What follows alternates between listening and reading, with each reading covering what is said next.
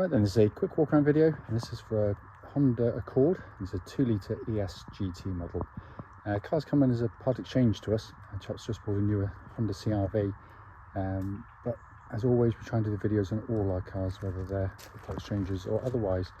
Car's covered 102,000 miles with a lovely history, just 2 owners from new. It's been kept really nicely, just with, at the end of the day, it's now 16 years old, but has been kept nicely. There's a few marks which I'm going to show you and not hide from anything.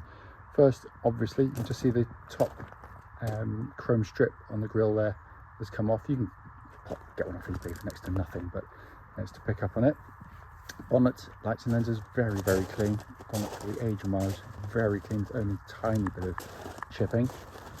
Near side of the car, actually very smooth in the panels. Just the lower corner there, the extended bumper, you've got some scraping which has been touched in over the years. Inside front alloy, of course, has taken the bulk of the it's got sort of a bit of scuffing on the outside edge on a couple of the spokes. The main panel work, very, very nice indeed, I have to say. And this side rear alloy, generally very, very good indeed. Come on the back, for a 16-year-old car, it is still incredibly handsome in my opinion. Lovely bit of styling. Back of the car, again, generally really nice, just the odd light mark. There's the offside, driver's side, again, lovely and smooth in the panel work. Again, indentations, there's virtually nothing. The main mark, which again you could easily get attended to, obviously he's caught the bumper there with the localised repair, which again could be rectified relatively easily. And this side, offside rear alloy, very good apart from just the one spoke, which has got a mark on it. Again, absolutely beautiful. And side front in terrific condition. So externally, for its age and mileage, is actually in very good condition. Coming to the boot area, big boot on the car, and it's been kept very clean in here as well. Just coming to the back, it's half leather interior on the ES GTs, and it's been kept in absolutely beautiful condition inside. Passenger side door card, and very clean and tidy. Passenger seat again in super condition. Finally, driver's door card again been kept really nicely. Footwell areas likewise. There is a full set of mats for this car, by the way. They're just not in the car, but I will pop those in. And driver's seat for a car of its age in stunning condition there. So inside the car now, engine's running as always, so the dash is illuminated. Lovely interior for this age of car, it really is beautifully put together and in fantastic condition. It's been kept, as I said, really, really nicely. Into the main dash binnacle, hopefully you can see 102,183 miles, and there are no warning lights on at all whilst the engine's running. Just to quickly point out, the only thing that doesn't work, which is common on them by the way, the hands-free telephone system is disabled. It became a bit of a battery drain, which would flatten your batteries, so it's actually nice to see it's been done. Finally, just to show you, owner's manual pack and lock and wheel nut key, all here present with the car. Right then, this is a quick road test video, and this is for a Honda Accord 2-litre ES GT, and it is registered YD58AZB. Mileage at the start of the road test is 102,184 miles. The reason for all of our videos, as I always say, is to ensure that if anyone's online looking at any of our cars, they get to see all of our cars in operation. The reason being is that, especially actually for older cars like these part exchanges, it's just nice to know before you get to us if there's any issues which either would stop you coming or you should be aware of before you head off. We also do it on these very quiet country roads in this absolutely beautiful part of Gloucestershire, and this forms part of the road test route we take our customers on, and the hope is, of course, it'll be representative of what you'd feel yourself if you went on a drive in the car. So coming to the car, it's got wonderful history attached to it, lovely ownership, it's been kept really nicely, but I'm going to go through all the things I always do on all of these cars, but try and rein in my enthusiasm because I love this generation Accord.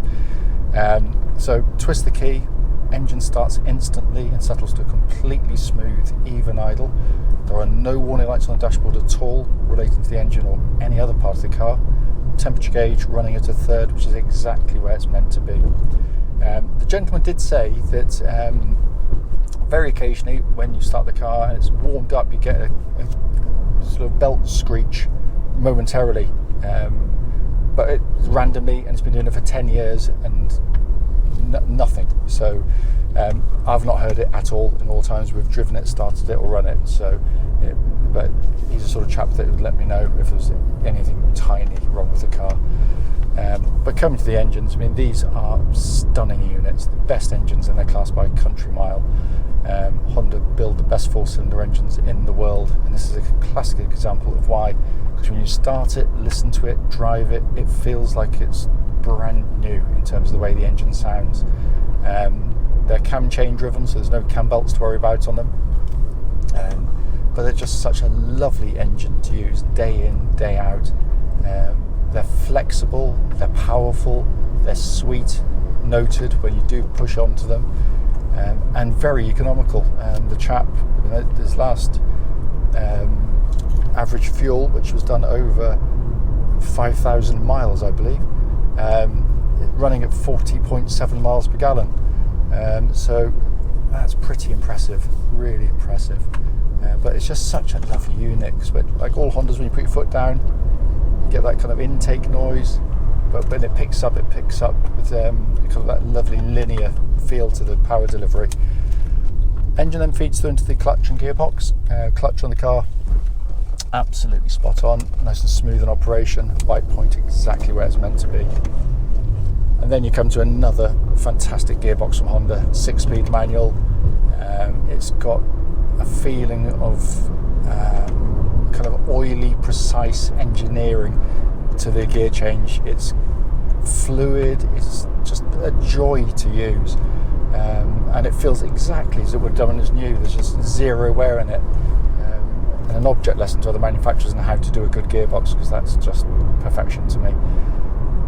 But then we come on to what I've always thought is the best part of this car, which was completely overlooked by the motoring press at the time, from memory. Starting with the steering, which incidentally tracks dead straight. There's no vibrations at this speed or any speed up to the legal limit. But what the steering gives you is, even though it's electric steering, on the first of them actually, it's miles better than virtually any modern car. You turn in with absolute precision. The weighting of the steering, the feel of it, the oiliness in it, which is ironic given the fact that it's electric, is just amazing. I've driven these cars for donkey's years, and over some pretty challenging roads, racetracks, some of the finest roads in North Wales, and the steering just comes alive the more you push on, in terms of it never ever ever makes the car feel anything other than completely sure-footed. They're unbelievably capable, the whole chassis is, because what it gives you, if you just want the car to get from A to B comfortably, it does that brilliantly. It's got a wonderfully damped and controlled ride, but for me, you can push beyond that, and what it gives you is it's just so sure-footed. The steering and chassis work beautifully together. There is a road over there about 10 miles away, which takes you from Thornbury down to the old Severn Bridge. It's like a sort of snaking road. You can see in a distance, so you can see what's coming, and it really sorts out the men from the boys in terms of chassis.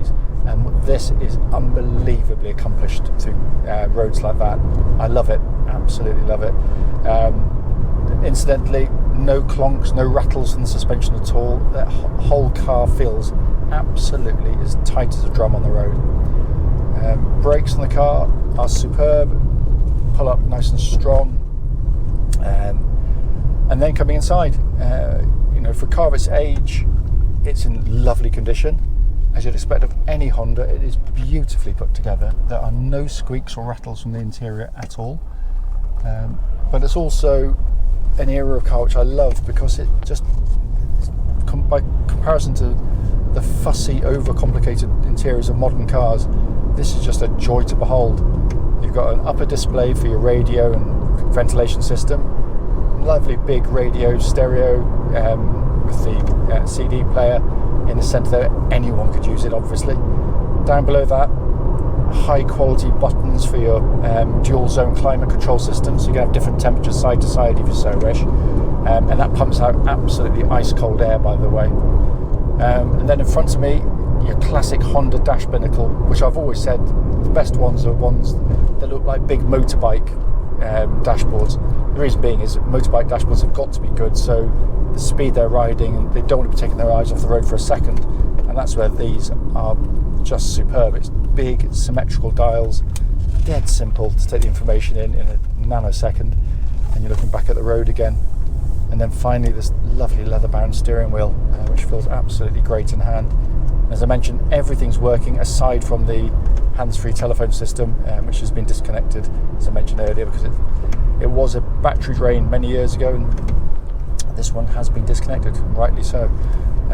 I can't fault this. It beggars belief.